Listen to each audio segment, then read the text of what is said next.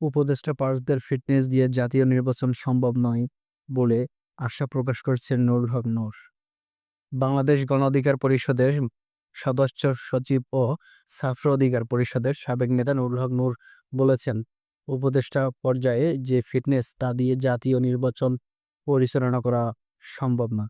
তিনি এ মন্তব্য করেন রাজধানীর ঢাকা রিপোর্টার্স ইউনিটিতে আয়োজিত এক আলোচনা সভায়, যেখানে কোটা সংস্কার আন্দোলন থেকে রাষ্ট্র সংস্কার নির্বাচন সুষ্ঠু পরিবেশ নেই।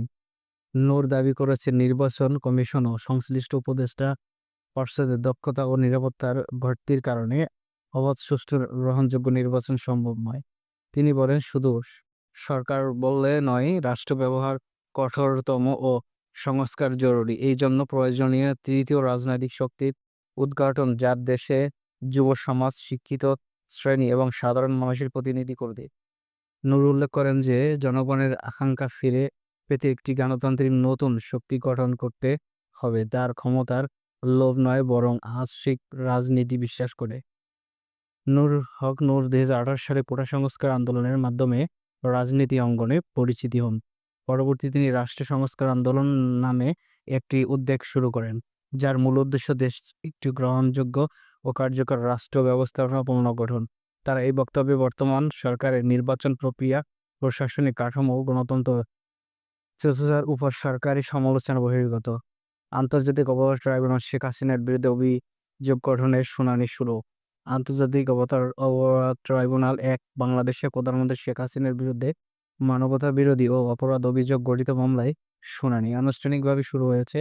অভিযোগে বলা হয়েছে, জুলাই মাসে গণঅভ্যুত্থান ও ৩ জন ব্যক্তির বিরুদ্ধে মানবতা বিরোধী কর্মকাণ্ডে জড়িত থাকার প্রমাণ পাওয়া গেছে, যার মধ্যে শেখ হাসিনার নামও অন্তর্ভুক্ত।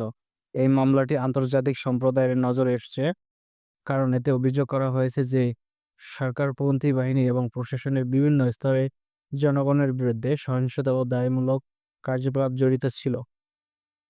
গণঅভ্যুত্থানের সময় নির্বাচনের ব্যাপক গুম, হত্যার অভিযোগ, সাধারণ নাগরিক ও বিরোধীকালী নেতাদের বিরুদ্ধে দমন-পীড়নের অভিযোগ, এই কার্যক্রম উচ্চ পর্যায়ের নেতৃত্বের সম্পৃক্ত প্রমাণ উপস্থাপনা।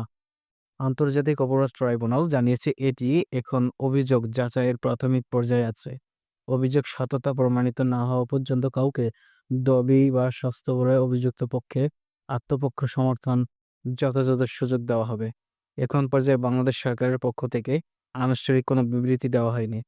তবে আওয়ামী লীগ ঘনিষ্ঠ সূত্রে যায়, অভিযোগ রাজনীতি উদ্দেশ্য ও ষড়যন্ত্রমূলক বলে অব্যাহত করেছে।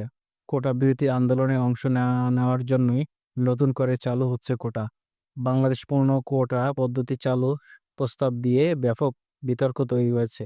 বিশেষ যারা 2018 সালের কোটা বিরোধী আন্দোলনে অংশ নিয়েছিলেন, তাদের মধ্যে এক অংশ মনে করেছেন, নতুন কোটার ব্যবস্থা মূলত আন্দোলনে আহত ও নিহতদের পরিবারকে সুবিধা দিতেই প্রণীত হচ্ছে। প্রতিবেদন অনুসারে কোটা বিরোধী আন্দোলনে আহত ও নিহত শিক্ষার্থীদের পরিবারের সদস্যদের জন্য চাকরি পুনর্বাস উদ্দেশ্য নতুন পদক্ষেপ গ্রহণযোগ্য বিষয়টি আলোচনায় এসেছে বলে দাবি প্রকাশ